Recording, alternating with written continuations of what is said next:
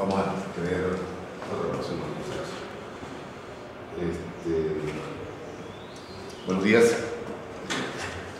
Esto es el miércoles 30. El miércoles 30 de enero del 2013. Se fue el primer mes. En el curso de lógica computacional hay varios anuncios antes de comenzar la clase. El primero es que vamos a definir una vez la presentación del examen final. En el plan original estaba para el 15 de febrero la presentación del último parcial y el proyecto, pero como nos han aclarado que la fecha final del posgrado es el 28 de enero de los dos posgrados, pues yo creo que es bastante razonable. Yo sé que todos ustedes se van a poner, pero extender la presentación o fijar la presentación final el miércoles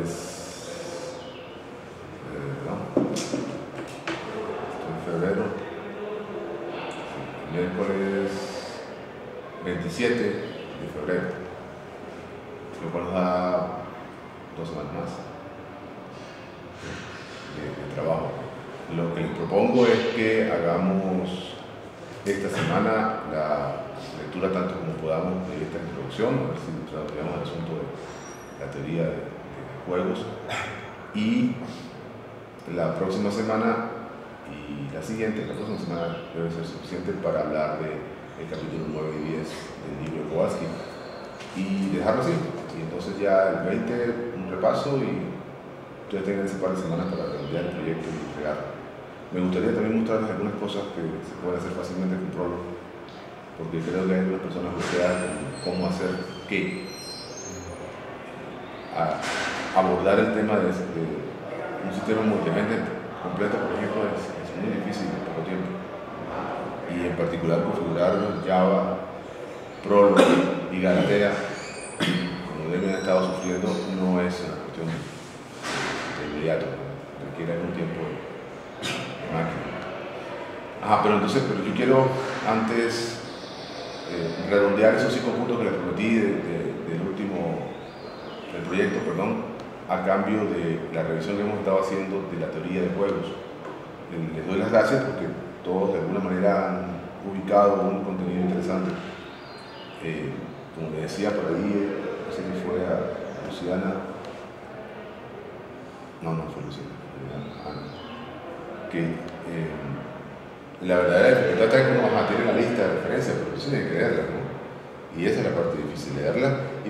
Y hay un montón, buenos días Luciana, de sutilezas allí que hay que masticar. Por eso voy a insistir, que está muy pesado, la lectura no es fácil, además la traducción mía es pésima, pero me parece importante sazonar esa lectura con comentarios y con las preguntas que lo hacen a uno revisitar otra vez el texto y preguntarse si entendió bien el concepto.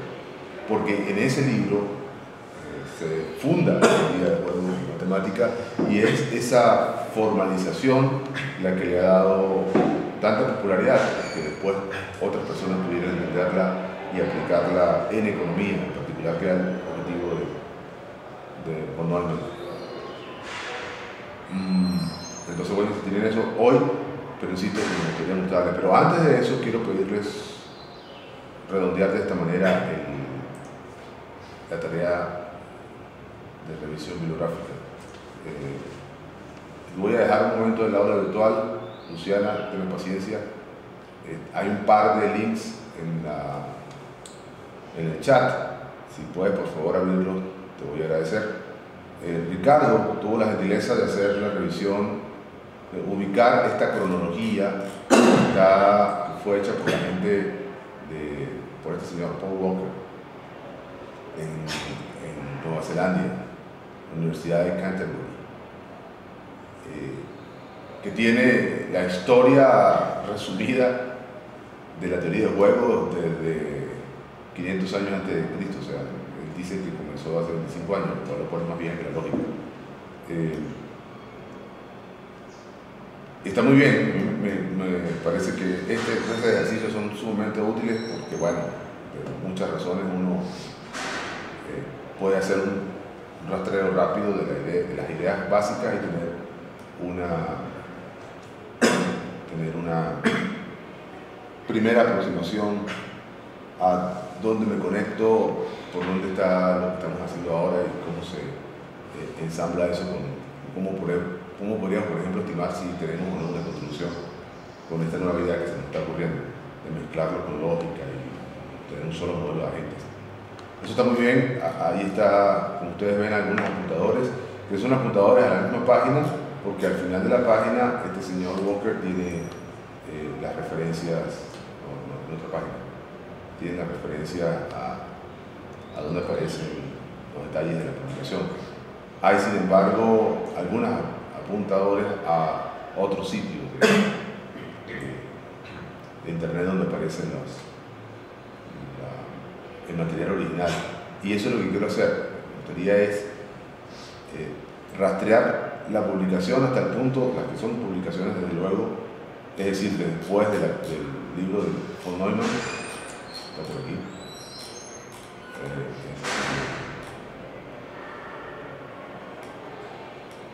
aquí está, 44, a su fuente original, es decir, qué chance tenemos nosotros realmente de estudiar teoría de juegos con lo que está en internet, donde sea que esté, pero que esté. Uno pueda leer el documento completo, descargárselo y no tener que pagar con tarjeta de crédito ni con nada, sino que se pueda leer. Es decir, hacer una especie de reproducción de esta lista, pero con las referencias abiertas y que dejemos eso guindado en una parte, como trató de hacer Ricardo, que se sentó a traducir la lista anterior. Eso está, por supuesto, en español es muy útil. Leerla más rápido, supongo, si no lee inglés.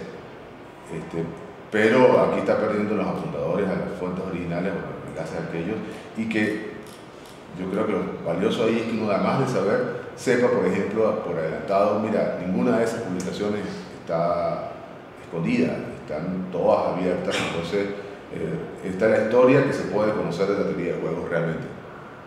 Fíjense que la historia es notable, ¿no? Hay un par de premios Nobel en el camino, en ese sentido. Yo no sé qué tan abiertos son esos premios Nobel. ¿Será que se puede estudiar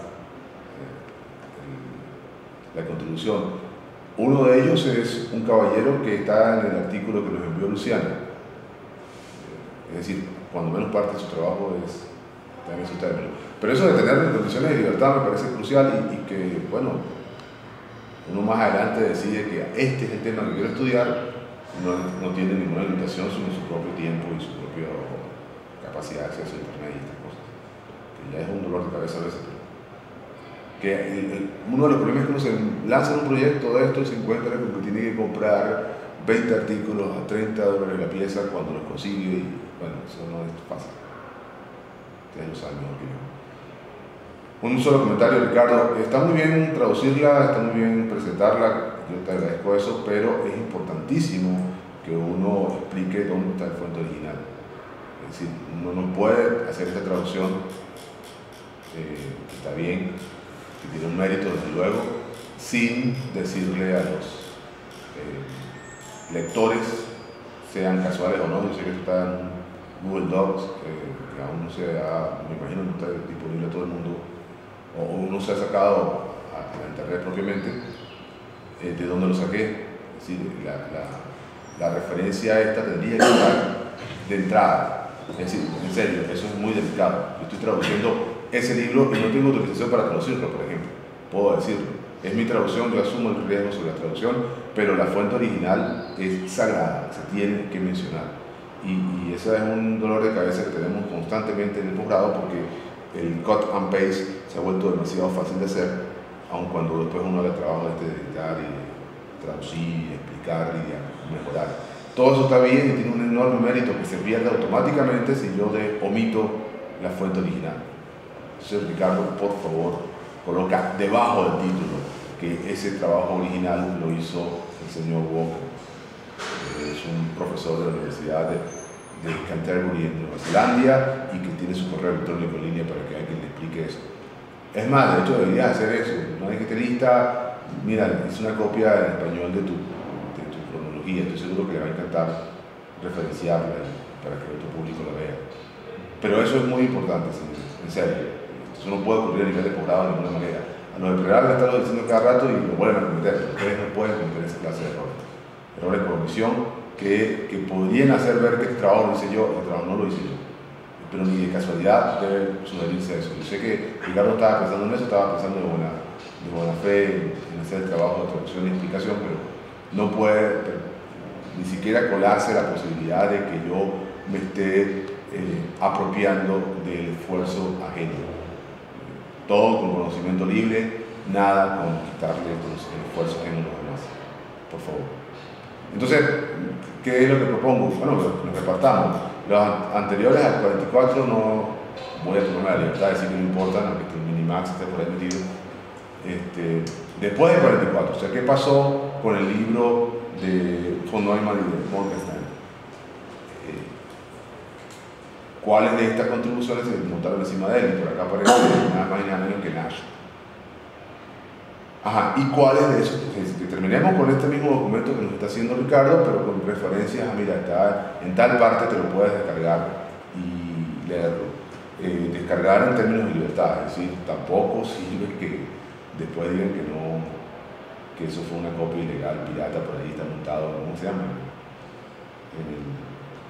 En algún sitio escondido de King.com que creó ahora su Omega y no sé, para la venganza de la blog que tenía. Esto es una guerra, desde luego, y yo entiendo que en la guerra no se cumplen todas las reglas que uno esperaría que se cumplieran en un mundo racional, pero eso no significa que uno las cumple, sobre todo si las puede cumplir. Y cumplirlas significa conocimiento libre, sí, pero respetemos al autor. Si el autor no quiere que se lo copie, pues no se le copie. ¿Qué vamos a hacer? Y ese es parte del asunto. Ajá, tú quieres decir que tú tienes una serie de juegos y no me dejas estudiarla, entonces ¿por qué me dices que la tienes? Es justamente así. Si quieres que yo reconozca que tú eres el autor que contribuye con la idea, déjame ver cuál fue la idea y déjame verla completa, porque yo tengo una anterior a la tuya que es mejor. No sé, quizás no es la actitud odiosa, es simplemente la actitud de rescatar el respeto que tenemos que tener por el esfuerzo de creación y también el esfuerzo de recreación, que es el posterior de yo quiero leerlo, pero si no me entero, tengo que empezar otra vez de cero. Bien, entonces que nos la repartamos, yo no sé cuántos son, 1, 2, 3, 4, 5, 6, 7, 8, 9, 10, 11, 12, 13, 14, 15, 16, 17, 18, 19, 20, 21, 22, 23, 24, 25, 26, 27, 28, 29, 30, 31 referencias, 31 aportes, que probablemente hay más porque hay más de uno en uno de ellos, pero podría ser ítem por ítem. Nosotros somos 7 o 9, el cual pone en el grupo somos 10, 3 cada uno. Usted coge las 3 que usted quiera y va y busca ver dónde las consigue en internet, en el buscador. No la consiguió, no la conseguí, no está. ¿Dónde? Bueno, ya ustedes van a ver que su compañero y yo vamos a tenerle algunas ideas de cómo y dónde buscar. Tengo mi Twitter abierto acá por si acaso, no se me pierda nada hoy. Ajá, bien, eso era sobre la cronología. Con eso cerramos la tarea de esa complementaria de trabajo. Ajá, ¿qué hemos estado haciendo hasta ahora? Justamente revisar esa referencia de 1944, que pareciera antigua, pero ustedes deben haber visto que tiene cosas que se siguen utilizando todavía. Los muchachos a distancia pueden vernos que hoy vamos a leer a partir de la sesión 3.3 de la página 17, si no me equivoco. Sí. Yo no voy a seguir moviendo esta cosa porque no se puede ver en pantalla acá, demasiado pequeño. Yo sugiero que mantengamos esto abierto. Ricardo dice que no me había conseguido la lista en inglés. ¿Y dónde sacaste todo lo demás? Eso mismo hizo Walker, así que se te adelantó. Si no la viste antes, ustedes dos deben tener alguna conexión astral porque están haciendo el mismo trabajo. Sí, eso puede pasar. Uno de mis profesores de maestría decía que cuando alguien descubre algo, a alguien más en una otra parte se le ocurre lo mismo, sin conexión directa. El más famoso caso de eso, hasta donde yo sé, es el cálculo diferencial que lo inventaron Newton y Leibniz al mismo tiempo, pero sin contacto entre ellos. O sea que no se les cree todavía porque ingleses, no sé, se ve muy difícil. Pero yo creo que asumo que tienes razón. El punto es que se parecen mucho, habría que declarar que si es o no es una referencia adicional. ¿De acuerdo? Yo voy a seguir leyendo a partir de la sesión 3.3.1, pero antes de decir qué hemos estado haciendo. Lo que ha estado hablando básicamente de justificar el enfoque cuantitativo para el modelado de preferencias. Y ese es el problema fundamental. ¿De preferencias de qué? Bueno, las preferencias de una gente que tiene que decidir acerca de qué hacer en un juego frente a otro agente. Y una de las primeras cosas que se filtra acá, en la que has hecho mucho énfasis hasta donde hemos leído, es en esto de que esa situación de juego en donde cada parte busca maximizar su utilidad es esencialmente diferente de una situación de un solo agente contra la naturaleza, por ejemplo, o contra un sistema particular que trata de maximizar su utilidad. Y es fundamentalmente diferente según los autores porque no se puede hablar de un solo ejercicio de maximización con una sola función de utilidad global, porque la pérdida de un agente podría ser la ganancia de un agente podría ser la pérdida de otro agente. Yo he dicho y traté de usar las notas de Kowalski, el libro de Kowalski, donde fácilmente pasa de una función de utilidad individualista además, porque solamente toma en cuenta el beneficio directo de uno de los participantes, a una función en el mismo agente que toma en cuenta, de hecho lo toma en cuenta de varias maneras, el beneficio del otro agente. Y que en matemática parece no ser tan difícil pasar de una a la otra, en esa matemática aplicada con la lógica de agentes. Sin embargo, como deben haber visto, von Neumann y Morgenstern insisten en que no, son diferentes. Y todo el texto se construye sobre eso. Y como toda la historia de teoría de juegos se construye sobre el libro, y después comenzamos a hablar de que esto se utiliza para modelar relaciones económicas en el mundo real, y esto se ha popularizado además como estrategias gerenciales para dirigir empresas que están en un mercado competitivo, pues a mí me parece que es muy importante volver a visitar el punto, es decir, cabrá otra concepción diferente de esto de jugar contra el otro. Sobre todo me parece que es clave plantearse este énfasis tremendo de ellos, lo que después llaman juegos de suma cero. Juegos de suma cero son juegos, lo vamos a mencionar en un momento, en donde lo que un agente pierde lo gana el otro. Que son un tipo de juegos muy importante, pero no son de ninguna manera todos los tipos de juegos, es decir, hay otra clase de juegos. En particular, esa es quizás la cosa que más me duele, digo, lo que estoy más sensible, es que la economía real, la economía de un país, de una región completa, no quiere ser un juego de suma cero, quiere ser un juego en donde cada vez se agregue más valor a la economía y todos puedan ganar, invariablemente. Es decir, si tú planteas en la política, ya no en la economía, sino en la política, un juego de suma cero, se te cae el país. Porque se establece una guerra inmediatamente. Mientras que lo que hacen todos los políticos, estos maestros históricos de la política, es decir, no, nos vamos a construir país y todos vamos a salir ganando. Aunque hasta mis enemigos, decía Charles de Gaulle. Como le decía Charles de Gaulle al ministro de Comunicaciones, cuando la televisión se mostraba a su favor, decía mi televisión. Cuando la televisión se ponía un poquito crítica, llamaba a mi decía su televisión. Esa es la actitud astuta. Que astuta puede ser, pero en principio tiene que ver con todo esto de que la economía constituye, fíjense cómo la medimos, sigue creciendo constantemente. Tan pronto se detiene el crecimiento, hay una crisis. Y entramos en la recesión cuando empieza a decrecer. Siempre queremos que siga creciendo, que es algo que tenemos que plantear. ¿Qué sentido tiene que siga creciendo? ¿De dónde vamos a sacar más recursos si el planeta se nos acabó? Y la población sigue creciendo, por eso tiene que seguir creciendo la economía. Es la primera razón real. Pero no solamente eso, es que queremos vivir cada vez mejor. Vivir cada vez mejor, ¿qué significa? Menos esfuerzo de trabajar. Eso no se está notando. Ciertamente hay, por ejemplo, menos esfuerzo humano en producir alimentos, para mencionar un punto particular. Pero se compensa, como estábamos discutiendo ayer, después de seminarlo ahí de simulación, se compensa con una enorme inyección de energía, casi toda ella proveniente del petróleo.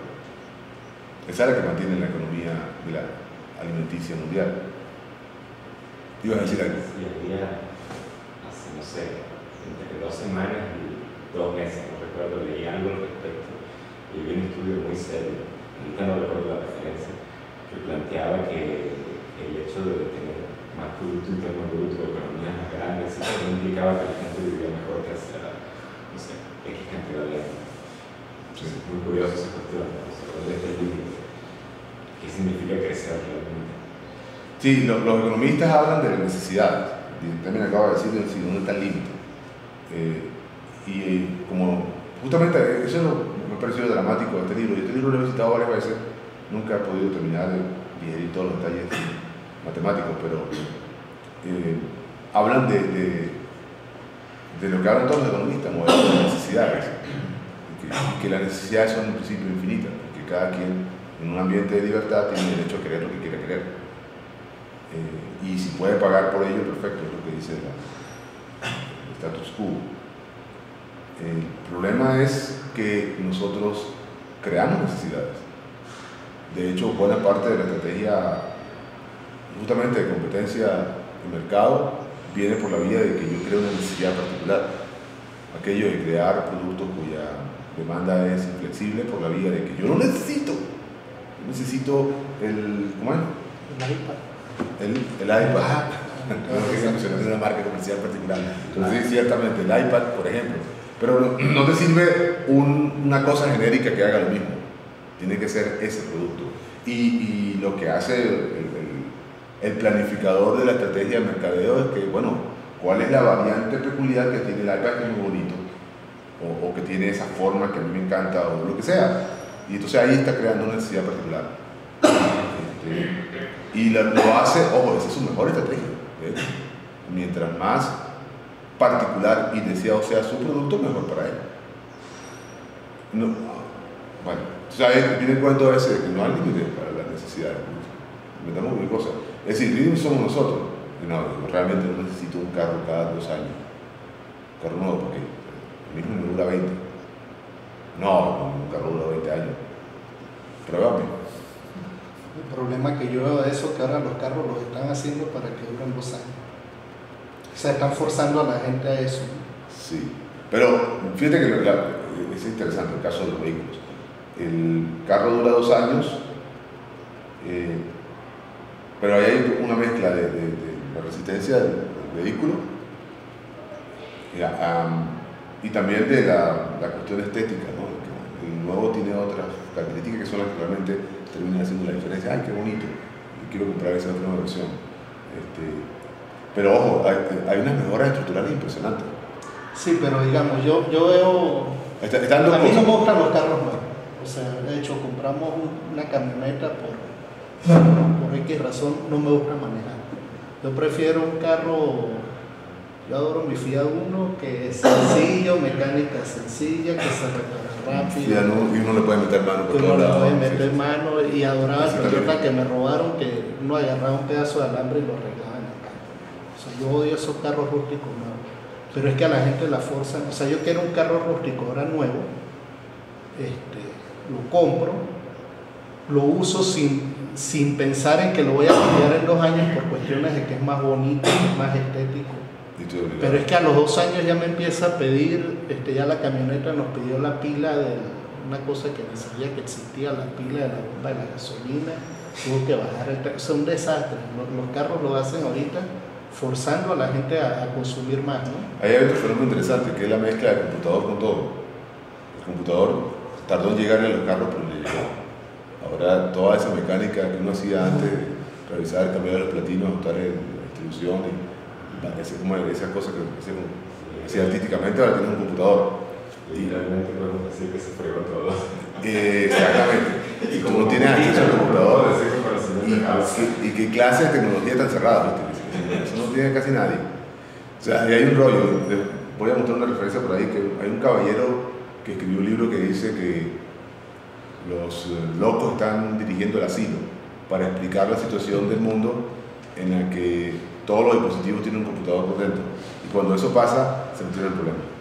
Porque son los ingenieros de software los que van a decidir. Y nosotros tenemos como ingenieros de software una conducta diferente a la de los demás ingenieros típicamente. Por ejemplo, un ingeniero, eso que acabas de decir, un ingeniero automotriz lo piensa 2 veces antes de agregarle una funcionalidad adicional al vehículo. Esa es otra cosa. ¿Por qué? Porque le va a tocar mantenerla. El ingeniero de software, que la prueba el usuario, que la sufre el usuario. Y es diferente la conducta. Hay un dicho que dice, en varias escrituras, que para realmente hacer las cosas necesitan un computador. No sé de quién es. El radio humano, pero para fregarla usa un computador. Tenemos un visitante en inglés, Khan, Mr. Khan. Si puede entender español, bienvenido. Si no, también bienvenido, pero no va a poder. Yo no voy a hablar en inglés en el curso porque me enreda. Lo siento. Ajá. Entonces, está esa conducta programada de compraventa que genera una secuencia ilimitada de necesidades. Entonces no podemos hablar de suma cero en una economía que está en esos términos dinámicos. Tenemos que hablar necesariamente de otro tipo de juegos. Y otro tipo de juegos supone que yo estoy agregando valor. Y entonces eso sí permite, el jugar el juego agrega valor y permite que ambos lados ganen. Y que el dilema del prisionero sea una circunstancia extraña. Ese es el detalle. Ajá. Continúo entonces con la lectura. Voy a cambiar acá de pantalla para que se vea mejor. Dice sección 3.3 de la página 17, probabilidad y utilidades numéricas. 3.3.1 podemos ir incluso un paso más allá de las negaciones dobles anteriores, que fueron solamente unas precauciones en contra de las afirmaciones prematuras sobre la imposibilidad de la utilidad numérica. La doble negación está aquí, ¿no? Against impossibility. No está diciendo que es posible medir la utilidad, sino que no digamos tan rápido que es imposible. No digamos tan temprano que no es posible. Ahí está la doble negación. Puede mostrarse que bajo las condiciones de los análisis de curvas de indiferencia en los que está basado esos análisis, hace falta muy poco esfuerzo extra para alcanzar una utilidad numérica. No voy a entrar a mostrar el detalle de la curva de indiferencia, pero es una gráfica que se supone retrata el compromiso de intercambio que uno establece entre 2 utilidades, entre dos commodities, entre 2 bienes. Estoy dispuesto a cambiar tanto de tal bien por tanto, pero no es una relación lineal, entonces sale una curva. Eso es todo. Claro, una vez que uno hace ese esfuerzo de tanto contra tanto, tanto contra tanto, tanto contra tanto varias veces, tiene una tabla de donde puede sacar una relación numérica, un orden de preferencia entre tales cosas. Si fuese lineal, el orden sale muy rápidamente. Eso es lo que estoy tratando de sugerir. Falta un poco de esfuerzo extra. Se ha señalado, continúo leyendo, repetidamente que una utilidad numérica depende de la posibilidad de comparar diferencias en utilidades. Este puede ser, y de hecho es, una suposición que llega más lejos que aquella de la mera habilidad para establecer preferencias. Pero se verá que las alternativas a las que las preferencias económicas se aplican o deben ser aplicadas son tales que eliminan esta distinción. Eso lo veremos más adelante. No recuerdo ahora a qué se está refiriendo. 3.3.2. Permítanos por un momento aceptar la imagen de un individuo cuyo sistema de preferencia es completo y que alcanza a todo. All embracing significa que alcanza a todo. Yo hubiese esperado que al decir completo dijera lo mismo que lo otro, pero parece que no. Y la razón por la que no es que, en mi hipótesis, tiene que ver con que esa completitud se refiere a la completitud matemática, que no sé si lo dije claramente la vez pasada, tiene que ver con esa posibilidad de tener un orden total entre las preferencias de distintos tipos. Es decir, yo prefiero, tengo una sola unidad de medida de preferencia, punto. Ese es el detalle. Que ojo, ese es otro de las cuestiones a las que nos vemos forzados al adoptar el dinero como medida de preferencia de la utilidad. No porque sea dinero, sino porque es una sola unidad. Entonces, al tener una sola unidad, estamos como forzándonos y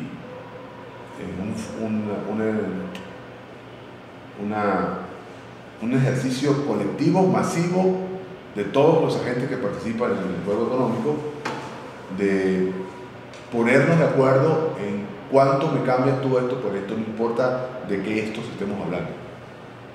Ese es el detalle. Entonces esa es completitud. O sea, aquí está hablando de la completitud matemática, hasta donde puedo ver, y eso de todo, all embracing, alcanza todo, o abraza todo, que incluye todos los elementos que uno podría necesitar en términos económicos. Es decir, quienes para cualquier par de objetos, o más bien para cualquier par de eventos imaginados, tienen una intuición clara de preferencia. Cualquier par de eventos imaginados. Es decir, usted puede comparar una semana en Cancún con el día del examen final del último examen de lógica. Es decir, ¿cuál prefiere?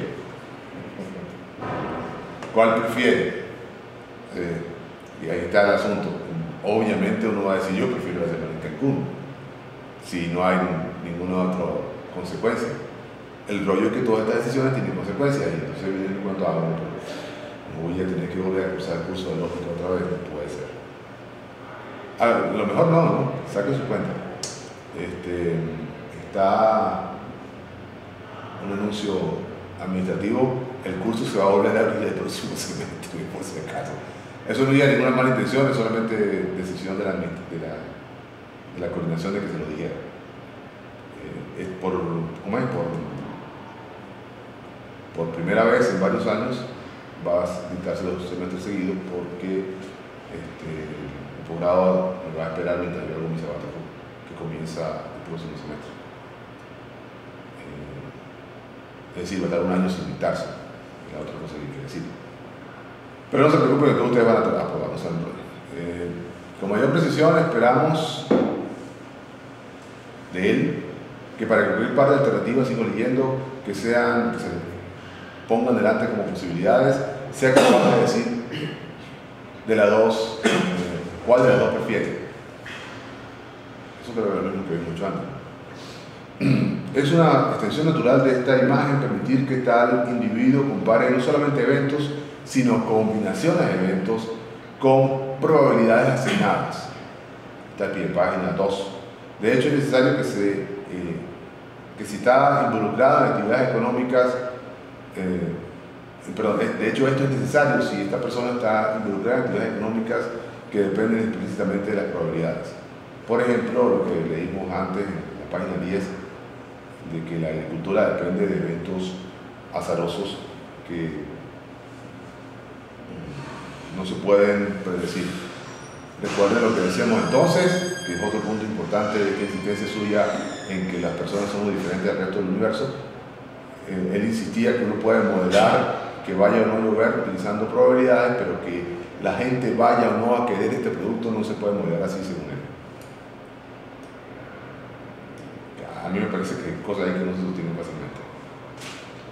Por una combinación, continuamos leyendo, de dos eventos, queremos decir esto: permitan que dos eventos sean denotados por B y C y usemos por el afán de simplicidad la probabilidad, paso a la página 18, 50-50, 50-50. Entonces, estoy en la página 18 al principio, el lado izquierdo de la copia. Entonces, la combinación es el prospecto de ver a B ocurrir con la probabilidad de 50% y si B no ocurre, a C con el resto de probabilidades, es decir, el otro 50%.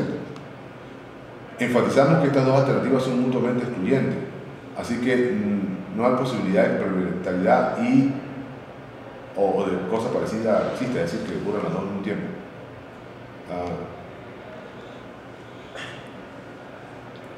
Además, hay una certeza absoluta de la ocurrencia de B o C, que ellas dos ocurran, existan. Para repetir nuestra posición, esperamos que el individuo bajo consideración posea una intuición clara acerca de si prefiere el evento A la combinación 50-50 de B o C, o al revés, si prefiere una cosa o la otra. Esa es una especie de configuración de referencia. Vamos a ver cómo nos comportamos ahí. Es claro que si prefiere A B y también a C, entonces él preferirá a respecto a la combinación anterior también. Similarmente, si prefiere B también como C a, entonces va a preferir la combinación también. Pero si él llegara a preferir A, digamos a B, pero al mismo tiempo C a, ¿se dan cuenta? Prefiere una de las dos, pero no prefiere la otra. Entonces, recuerden que es una A contra B y C contra A. No contra las dos.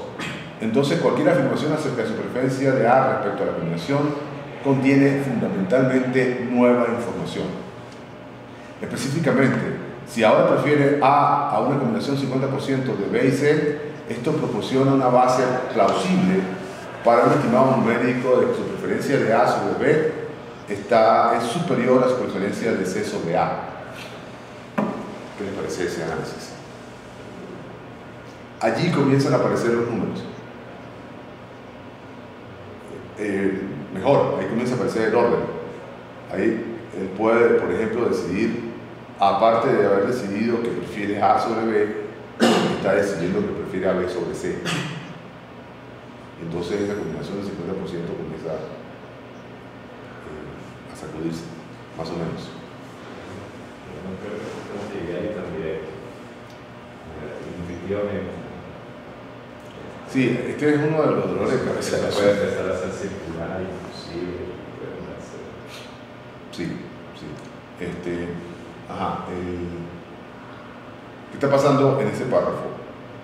Como bien acaba de decir Demian, no pareciera tan simple de capturar la intuición. Pero recuerda que estamos hablando de uno de los matemáticos más brillantes del siglo pasado, probablemente todo el siglo, y hablo de von Neumann, que no se paraba en limitaciones para usar la matemática para modelar un fenómeno, incluso físico. Entonces le ha parecido que ya está cubierto. Lo que yo creo que puede quedar muy claro de entrada es que en esa situación donde la gente prefiere el evento A respecto a la combinación de nosotros, siempre, y además desglosado respecto a cada uno de los otros dos, tenemos una situación de orden directa, no hay problema. Prefiere A sobre la combinación de los dos. Sobre cualquier combinación en cualquier orden de nosotros dos. Y podemos deducir además que prefiere A sobre B y A sobre C y pensar a partir de eso, no tenga resuelto. Es decir, es como si ya tuviésemos esa condición que discutíamos en el ejercicio del blog, de que pude calcular todas las consecuencias y puedo hacer un análisis global de un plan contra el otro, aunque un plan tenga un solo evento y no tenga dos, por ejemplo. Ahí veis que son totalmente excluyentes, 50-50. No sé, a ver, empieza a darle nombre a las cosas. A es una vida tranquila y modesta del campo. A es una vida tranquila y modesta del campo. B es ganarse la lotería. Ganarse mucho dinero. C es morirse de cáncer. sea, eso no implica un orden absoluto. O sea, a ver, prefiero A frente a la posibilidad 50 y 50 de C o D. Bueno, sí, no estoy dispuesto a aplicarlo.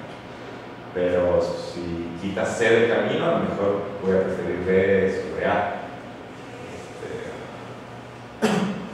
Eso es, ese tipo de cosas, cuando empiezo a ponerlo en concreto, es lo que creo que el planteamiento está muy interesante, pero no lo veo tan directo, ¿no? Sí.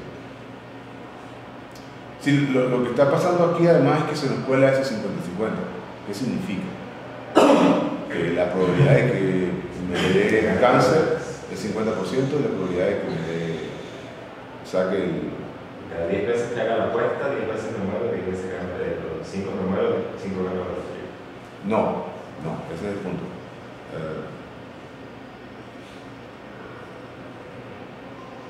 Bueno, son mutuamente excluyentes, 50% y 50% de probabilidades de A o de B.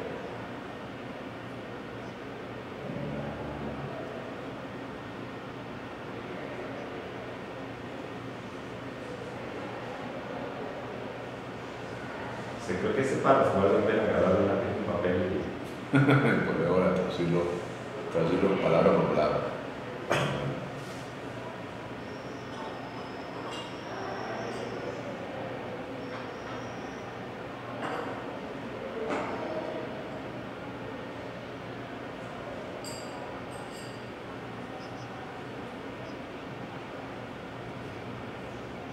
Sí, creo que es enfatizar eso de que la combinación es el prospecto de ver los dos ocurrir, B y C, ¿no?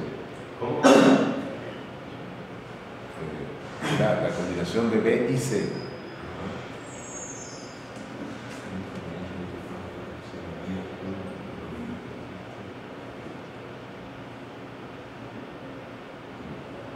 Tenemos la combinación son excluyentes. Sí. O sea, el prospecto de ver B ocurrir con una probabilidad de 50 y si B no ocurre, entonces C con la que quiera. ¿Cuál sería la utilidad esperada del plan? Sería un plan con una disfunción, esto o esto. La utilidad esperada. Claro, la utilidad esperada es entonces 50 por el beneficio de uno más 50 por el beneficio del otro. Puede ser un costo, ¿no? Para que te dé un promedio ahí de valor intermedio. Claro, pero creo que, o sea, a lo mejor ese es mi error. Creo que lo que él está planteando es que si prefiero A la combinación de B o C, entonces eso significa que A es superior a B o a C individualmente. No, que A es superior, perdón, que B es superior a C no lo está diciendo al final. O sea, utilizan A como referencia. Ah, ok, por ahí es donde estoy.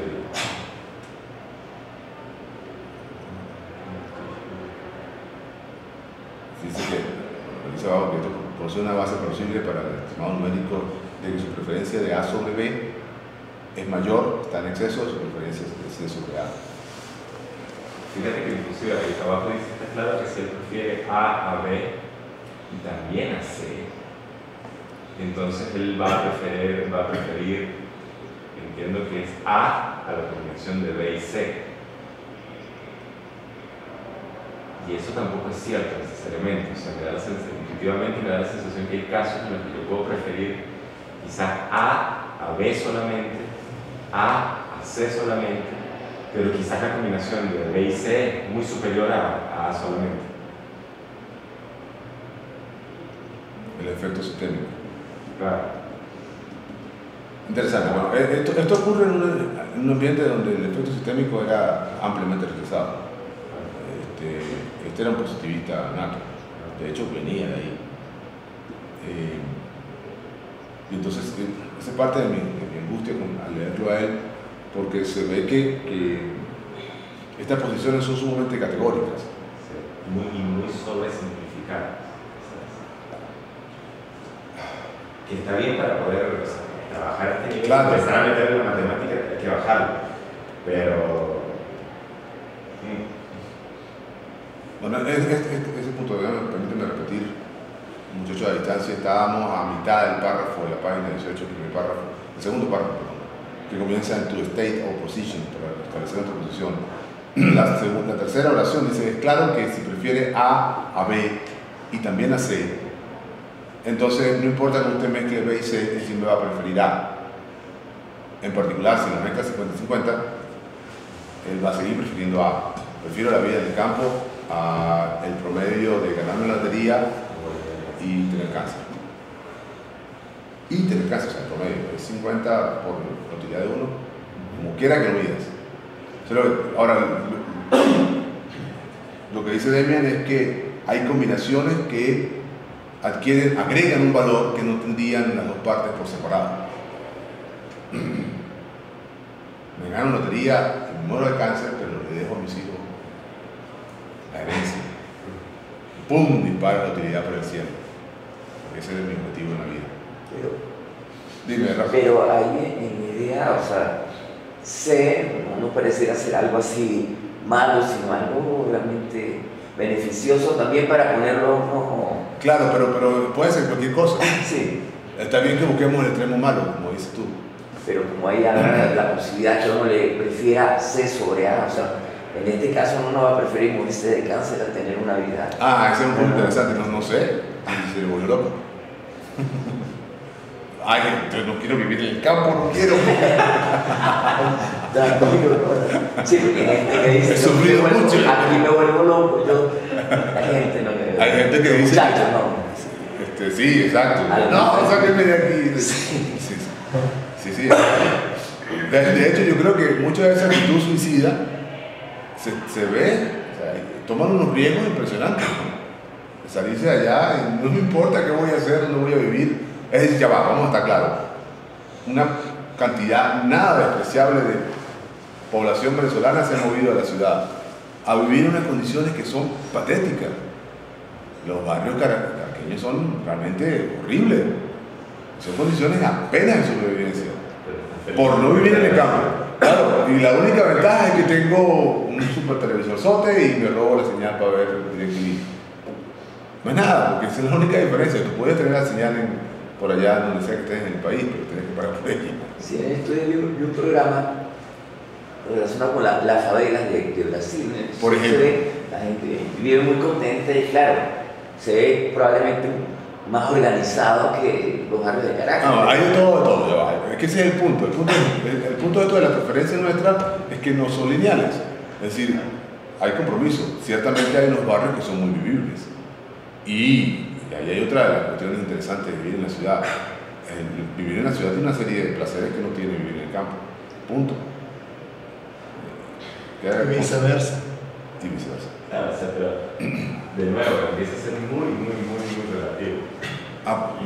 Muy variable, ¿no? Todas las posibilidades, de claro. Persona a persona inclusive. Ahora, el punto es, podemos hablar de una matemática que se presta a esa variabilidad. Yo daría clases por Skype y nunca... No regresa para acá más. Obvio, uno cree que aquí estamos en el campo, ¿no? Te puedo decir. Sí, bueno. Ahora, el punto es...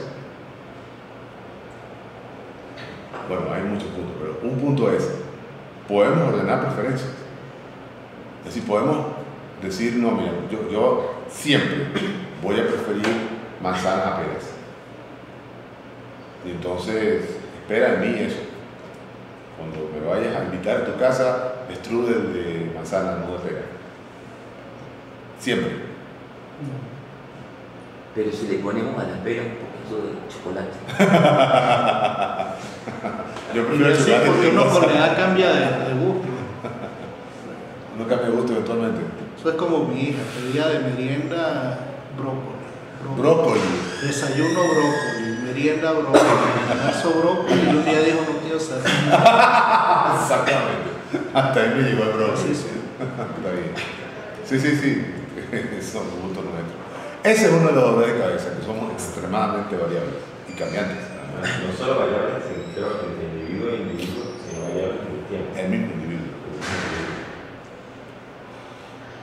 Bueno, para asegurarnos de que no vamos a seguir fatigando, el siguiente párrafo comienza como, si ese punto de vista se acepta, entonces hay un criterio con el cual comparar la referencia de C sobre A con la preferencia de A sobre B. Se sabe bien que por medio de las utilidades, o más bien la diferencia de utilidades, se sabe muy bien que por esa vía de comparar pares de utilidades, o más bien la diferencia de las utilidades, por esa vía de las utilidades, o más bien la diferencia de utilidades se igualan numéricamente medibles. Yo voy a tratar de hacer esos ejercicios con numeritos en la bitácora, para que vean necesarias esas diferencias. Es básicamente el punto de que si tengo 3, el ejercicio de triangulación, si tengo 3, puedo empezar a ordenarlos. Si tengo 3 bien definido,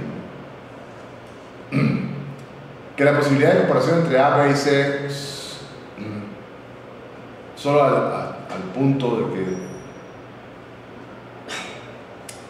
que la posibilidad de comparación entre A, B y C solo hasta este punto sea ya suficiente para una medida numérica de distancias fue originalmente observado en economía por Pareto, o sea, no es nuevo. Exactamente el mismo argumento ha sido hecho, sin embargo, o fue hecho por Euclides para la posición de los puntos de una línea, de ahí no viene la tradición. De hecho, es el mero hecho, la mera base de la derivación clásica de las distancias numéricas. La introducción de las medidas numéricas puede ser lograda incluso más directamente si se hace uso de todas las probabilidades posibles. De hecho, considere 3 eventos, C, A, B, para el cual el orden de las preferencias individuales es el que se ha establecido antes. El que se ha establecido creo que es A prefiere a B, A es preferida sobre B, pero C es preferida sobre A, creo. Permita que alfa sea el número real entre 0 y 1, tal que A es exactamente igualmente deseable que el evento combinado de la probabilidad de 1 menos alfa de B y el resto de la probabilidad alfa para C. Entonces sugerimos el uso de alfa como un estimado numérico de la razón de preferencia de A sobre B a aquella de C sobre B. Sobre B. Está la torre en el punto 3. Esto nos ofrece una buena oportunidad para otro ejemplo ilustrativo. La técnica anterior permite una determinación directa de la razón Q de la utilidad de poseer una unidad de una cierta bien a la utilidad de poseer 2 unidades del mismo bien.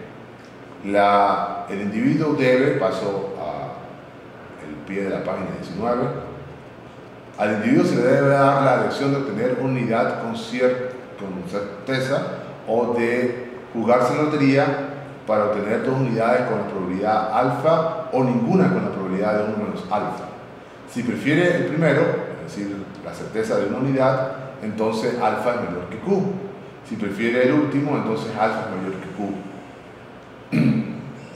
Si no prefiere una o la otra, entonces alfa es igual a Q. Y Q era la razón de utilidad de poseer una unidad de cierto bien dividido por la utilidad de poseer 2 unidades del mismo bien.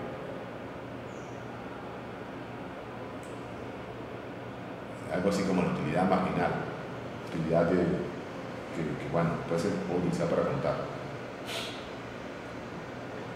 Puede que no tenga muy claro en este momento cómo funciona, vamos a tratar cosas para que funcione, para mostrarse. Bueno, en principio seguimos leyendo.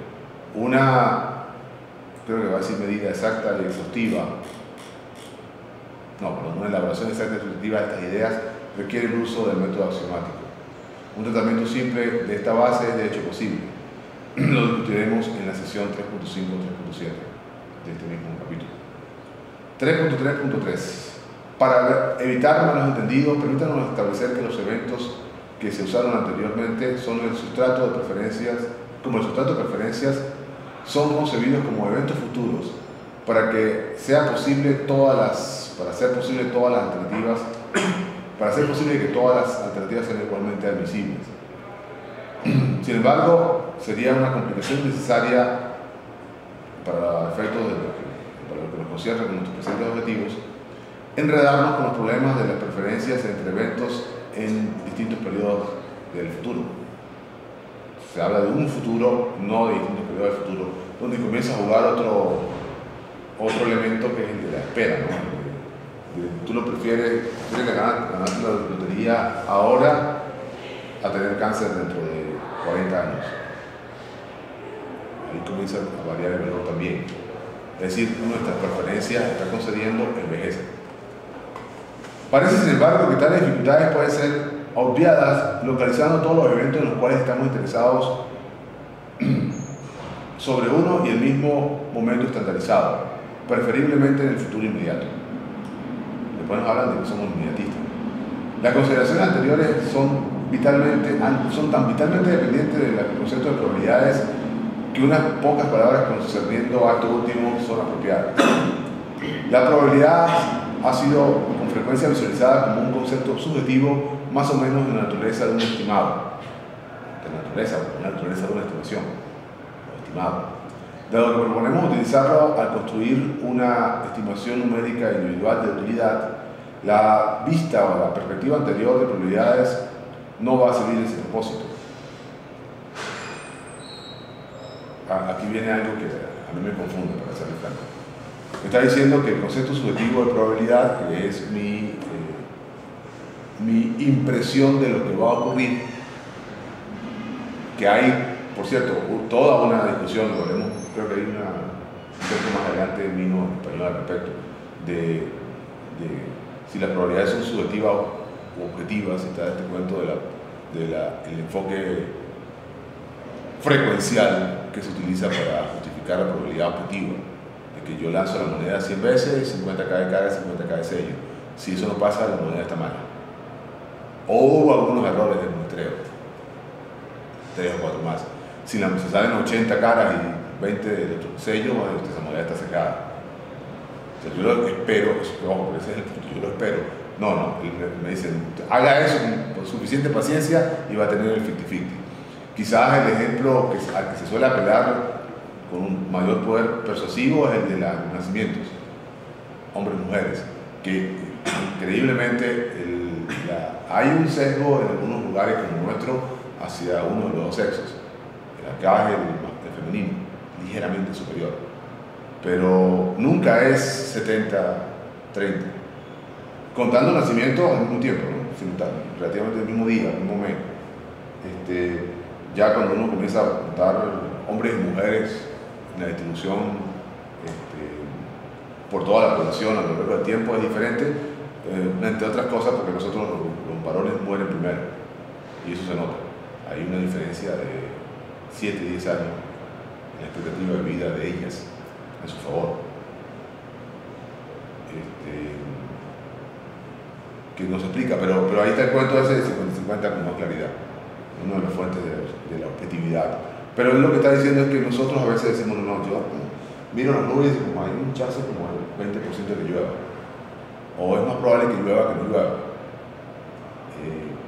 Lo que está diciendo es que eso no nos sirve, tenemos que ir por el objetivo, por el que sea objetivo en la medida. Y la razón por la que digo que me confunde es porque la utilidad sigue siendo una medida subjetiva. ¿Cuál es el afán de poner el objetivo? 3.3.4, hay un... No terminé de leerlo, ¿no? Tiene que ver mucho, sí, quizás con la visión positivista de aquello de yo llego, te mido algo, te pongo un metro, digo, tu utilidad de algo es tanto, sí. Quitando del medio lo que tú sientes al respecto, lo que no, o sea, me da la sensación que hay una... Pero él concede que hay un asunto subjetivo. De hecho, todo esto se construye sobre la posibilidad, sobre la imposibilidad de ponernos de acuerdo en una utilidad global. O sea, por eso, ves que hay contradicciones. Hay que admitir de entrada que estos señores se metieron en un problema fascinante. Y por eso es que me estoy partiendo con leerlo paso a paso, porque aquí se le ve la costura, ¿no? Y se ve que está ajustado. El tipo está gordo. Termino de leer ese párrafo. El procedimiento más simple es, por lo tanto, insistir sobre la alternativa sobre la interpretación alternativa perfectamente bien fundada de la probabilidad como frecuencia en muchas repeticiones, que es lo que se supone que va a pasar. O sea, tú, está bien, lanzas 10 veces el dado y te salieron 3 y 7. No importa, lánzalo 100 veces y comienza a ser 54, 46.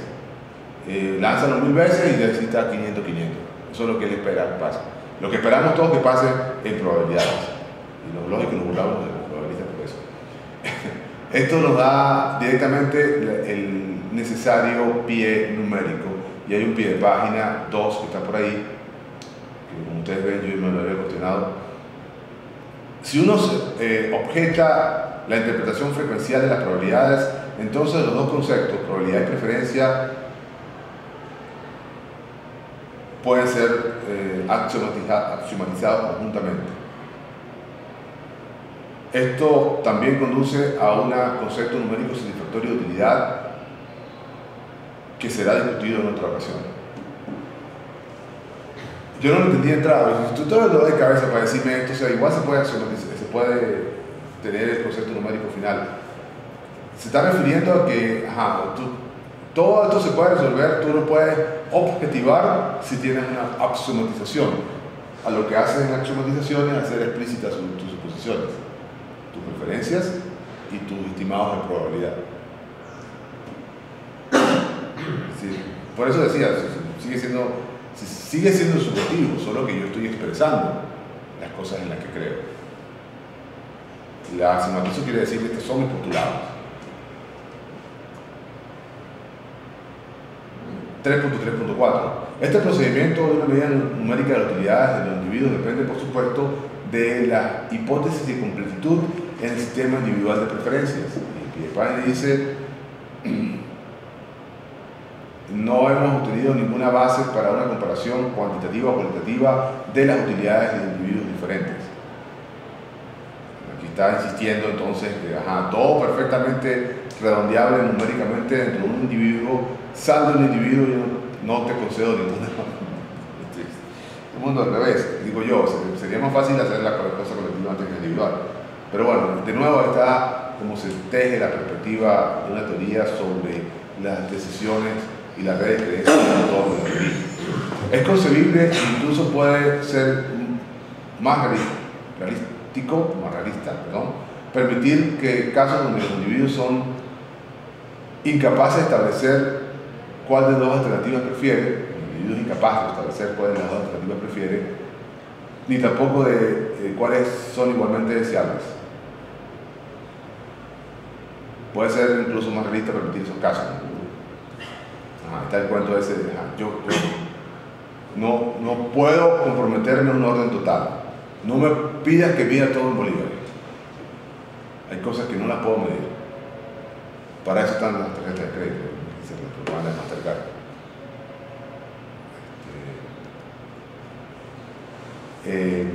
Que es un juego de palabras, por cierto, el Mastercard. O sea, lo que ese es otro ejercicio artístico impresionante, la publicidad sofisticada. Ellos juegan con él al revés. Si hay cosas que no tienen precio, para todo lo demás están Mastercard. Son 2 o 3 cosas que no tienen precio. Vale. En este caso, el tratamiento de curvas de diferencia se vuelve impracticable también. Se está diciendo que las curvas de diferencia son al final la misma cosa de la estimación numérica, tarde o temprano. Pero que entonces podríamos permitir un modelo matemático en el que no haya el individuo no esté forzado a tener un orden total. Bueno, eso lo tenemos ya con lógica. En lógica yo puedo tener lo que les decía el otro día, al establecer las creencias y las metas de la gente, yo puedo decretar por medio de otros axiomas metanivel, es decir, unos axiomas iguales a estos, sino que se tienen que utilizar entre los planes, que yo prefiero el plan de un día de chocolate respecto al otro. Más nada. Punto. Ese no es un orden total porque yo no estoy ordenando las otras cosas. Yo solamente estoy colocando cualquier cosa que tenga chocolate de primero. Pero si no tiene chocolate, si no tiene pera o manzana, no importa cómo ustedes la ordenen. No las puedo comparar.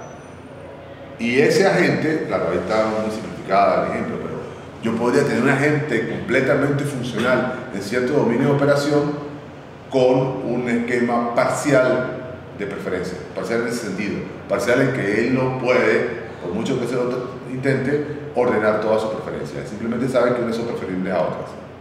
es un orden parcial. Y un orden parcial es todavía manejable para efectos racionales. O sea, puede seguir teniendo una conducta racional, aunque no pueda comparar todas sus preferencias. Eso es muy importante decirlo. Él lo está concediendo, entonces nosotros ya lo tenemos con una sistematización lógica de los agentes.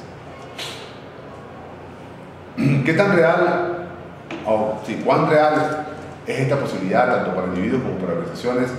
Parece ser una cuestión extremadamente interesante, pero es una cuestión de hechos. Ciertamente merece estudio posterior. Lo vamos a reconsiderar brevemente en la sesión 3.7.2. En cualquier caso, esperamos haber mostrado que el tratamiento de las curvas de diferencia implica o bien muy poco o bien mucho o bien muy poco. Si la preferencia del individuo, paso a la página 19 al comienzo de la siguiente, 20 al comienzo de la lámina izquierda de la siguiente página. Yo no sé si los muchachos ya están se tienen que haberse quedado dormidos hasta ahora. Aquí están volviendo para acá, un segundo. Estamos leyendo en la página 19. Vamos para la 20. De este lado, después leer bien.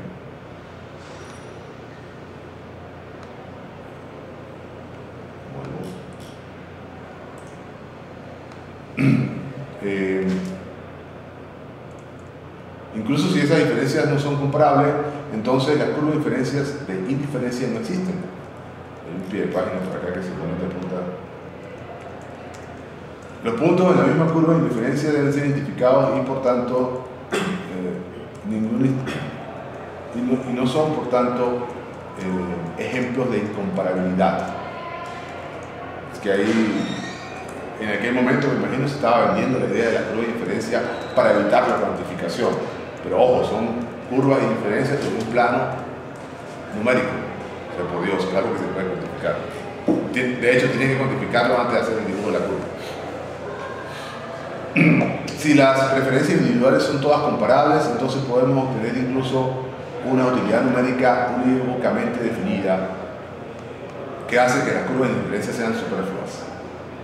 Todo esto se convierte, por supuesto, o todo esto se vuelve innecesario para el emprendedor que puede calcular en términos de los costos monetarios y de los beneficios monetarios. O sea, todo esto es una consideración marginal, sin importancia, para alguien que está acostumbrado a fijar costos y beneficios para cualquier cosa en términos monetarios. Entonces ahí viene otra consideración que se ha vuelto cada vez más urgente, que es esa de ¿acaso nosotros nos entrenamos para pensar de utilidades de cierta manera? Por ejemplo, ¿han conocido a alguien que haga este trabajo de evaluación de daños en las aseguradoras? Que se para frente al vehículo accidentado y dice, no, esos son 4.000 bolívares. Sí, Un perito. Los hay en otros dominios. Se para frente a la rodilla fracturada y dice, esos son 10.000 bolívares. Se para frente a algún siniestro y estima un monto. ¿Cómo lo hace? ¿De dónde proviene el sustrato teórico para hacer eso práctico? ¿Habrá alguna consideración de imposibilidad previa a tomar en cuenta? ¿O de posibilidad? Bueno, ese señor o esa señora que sabe hacer eso, que además lo hace profesionalmente porque se le contrata para hacer eso, está en esa condición, nada más y nada menos que la capacidad para ordenar preferencias contra una utilidad monetaria. Es decir, tu rodilla vale lo mismo que 10 millones de dólares, por ejemplo. Claro, no te lo dicen antes, y este está el otro truco del temporal. No es que dañes de la rodilla por tener los 10. Eso no debería ser. Funciona. No es esto de que la pareja que asegura al esposo o a la esposa puede pagar por el balcón y que hacen con el dinero del seguro. Se han visto casos. 3.3.5. Se podría levantar la objeción de que no es necesario ir en más de estos intrincados detalles que conciernen a la mesurabilidad de la utilidad, dado que evidentemente el individuo común cuya conducta uno quiere describir no mide sus utilidades exactamente, sino más bien se conduce conduce sus actividades económicas en una esfera de considerable haziness. Traducción de haziness, yo no quería usar la palabra flojera, pero esa es la más cercana. Ligereza, podría ser. O sea, nosotros nos enredamos con el cálculo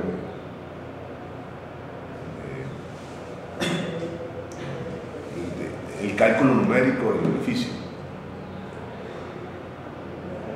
¿Será verdad? Está aquella objeción que mencionaba el otro día. Quizás no lo hacemos conscientemente, pero si ese mecanismo, como el que explicó más adelante, que yo voy a tratar de ilustrar en la bitácora, de calcular el orden, es así de matemáticamente factible a partir de esas preferencias gruesas, de esos triángulos de preferencias, si yo puedo estimar el numerito, es esperar que un subconsciente mecánico lo pueda hacer. Decía. Que el término de haziness solo traduce como difuso. Brumosidad. Nebuloso. Sí. Pero Difuso. Si a ti te dicen difuso, no es. Están diciendo. Difuso, como flow. Flow. Así como globos. Difuso, sí. Lo mismo es cierto, por supuesto, para muchos de su conducta respecto a la luz, el calor, el esfuerzo muscular, etc. De nuevo, otra vez, con todo lo que hemos visto ya de nivel consciente y nivel subconsciente, o nivel de esos niveles de conciencia que pueden reducirse a reacciones de las que no somos conscientes, aun cuando originalmente lo fuimos, uno puede decir que esto no excluye la posibilidad de que estemos sacando esa cuenta subconscientemente. Pero con el fin de construir una ciencia de la física de estos fenómenos tenían que ser medidos. No habría física sin que tuviésemos medida de los fenómenos físicos. Ciertamente ningún físico diría otra cosa. Y consecuentemente el individuo tiene que usar o tiene que venir a usar los resultados de tales medidas directo o indirectamente, incluso en su vida diaria.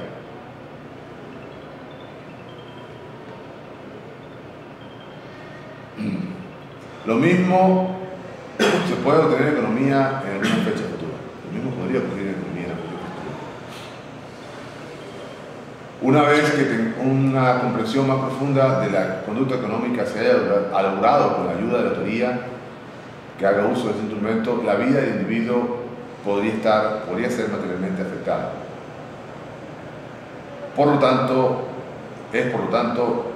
No es por lo tanto una digresión innecesaria a nuestro estudio o estudiar estos problemas. Es decir, no estamos perdiendo tiempo.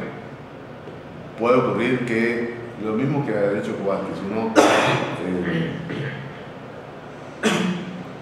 en palabras del capítulo anterior, de compilar esas asociaciones de entrada-salida nos puede ayudar a entender cuáles metas servían y corregirlas si acaso han cambiado. Principios de medida, discusión detallada. Y aquí comienzan a aparecer los números y las variables más adelante. El lector en la 3.4.1 puede sentir sobre la base de lo anterior que hemos obtenido una escala numérica de utilidad solo begging the principle, es la expresión que quiere decir asumiendo el mismo principio por adelantado, es decir, postulando la existencia de tal escala. Hemos argumentado en 3.3.2 que si un individuo prefiere A a la combinación 5-50-50, perdón, de B y C, y al mismo tiempo prefiere C a A y A a B, esto proporciona una base plausible para el estimado numérico de su preferencia de A, de que su preferencia de A sobre B excede la de C sobre A. ¿Acaso no estamos postulando aquí o tomando por dado que una preferencia puede exceder a otra? Si tal cosa tiene algún significado. Tal vista sería un error completo de comprensión de nuestro procedimiento. 3.4.2. No estamos postulando o asumiendo ninguna de esas cosas. Hemos asumido solamente una cosa. Y para esto hay ya suficiente evidencia, buena evidencia empírica. Esta es que los eventos imaginados pueden ser combinados con probabilidades. Eso sí lo hemos asumido. Y por tanto, lo mismo debe ser asumido por las utilidades que están asociadas a los eventos, cualquiera que ellas sean. O para ponerlo en un lenguaje más matemático, aparece con frecuencia en ciertas cantidades en ciencias que son a priori no matemáticas, pero están asociados a ciertos aspectos del mundo físico. Ocasionalmente estas cantidades pueden ser agrupadas conjuntamente en dominios dentro de ciertas operaciones naturales definidas físicamente. Eso es posible, aparentemente, pero le traduce mal. Yo sigo, alguien insistiendo en hablar conmigo. Y creo que ustedes. Aló.